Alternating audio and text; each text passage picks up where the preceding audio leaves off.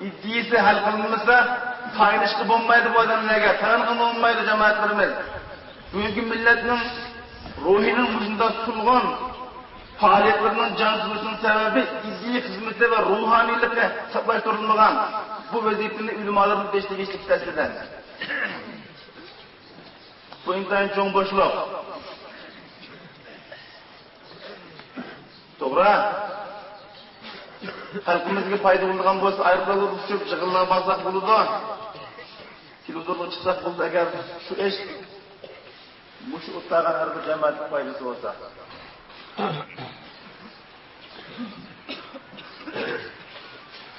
Başlıkımızın 3. kısmında hürmetli cemaatlerimiz Peygamberimiz şundan haber vergen bizge. Vafat olgan kişi ta kabir hükümet biz yeni kelgenlerimiz anlaydı.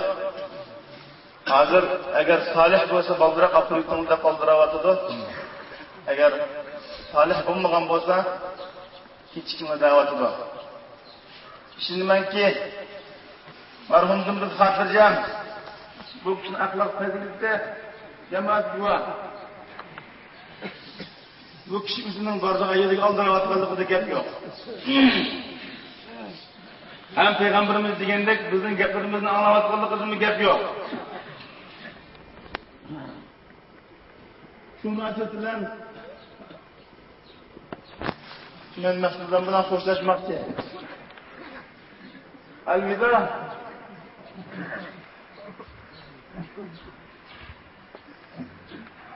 Resulullah sallallahu aleyhi ve sellem. Ebu Bekir sallallahu aleyhi ve sellem. Umar sallallahu aleyhi ve sellem. Kıyamet günü Peygamberim öz ümmetinin gımını yiyende bizden gımımızı yap koysun. İmtihan az. Yükeğe bu milletine yemin yap koysun. Ve ümmete degende bizden yap koysun. Dep koysunlar nasıldır da.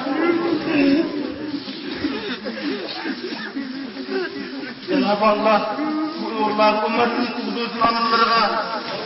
Ebu Bekir'ini tuğdusun. Ebu Ubeyd'in Cerrah'ını tuğdusun. Kanı Musab'ını Umeyr'le. Kanı Ebu Arkam'la. Kanı Abdülkadir Demir'la. Kanı Abdülaziz Mahsum'la. Kanı bula. Vazifemiz ada kılınmız yok. Peygamberinin şefaatine muhtaç biz. Dep koyuz ya Resulullah. Siz onu tutkan mısın? Muş sözlerimizden mesnedemizden hoşlaşmakçı. Muhterem cemaatlerimiz, immetlerimizi iyi tutayla. Cenab-ı Allah bizi başlayıp dönüp secde kıldurup taşın etmeydi o. Bu fakat vakit meselesi. 50. yıllarda Cüngulukla öz ölçülük kılganda ahvalı bizneki tüvense, lekin 50-52 bugün günde dünyadaki en zor kuş aylandı. Demek, her kimden her vakit takdir özgürdü. İnşallah bu fakat vakit meselesi. Bu çıkartlarımızdan cemaatçilik makinelerini unutumuz. Eğer ruhsat kılınsa namazı üzerine düşürsem, bizden muşu masnadamdan keyinki ikinci avlat dini kişilerimizin Kasımacıkan kaldı. Sağalır Kasımacıkan'ın şagirtleri. Bular üçüncü avlat olmalıdır. Tekrar Kasımacıkan'ın şagirtleri.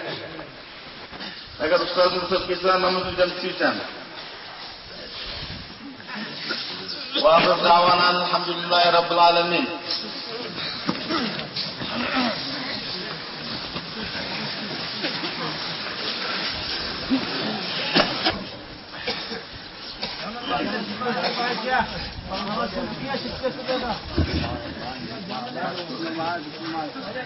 Başının aldı dikileme kenanlı kenanlı. Başının aldı dikil kenanlı kenanlı.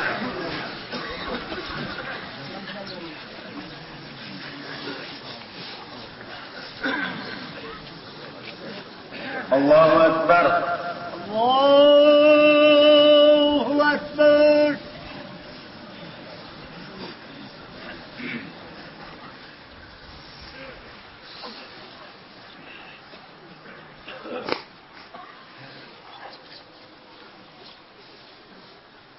الله أكبر. الله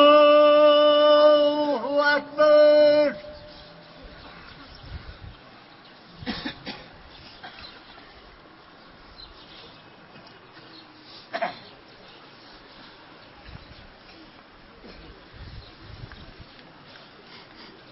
الله أكبر.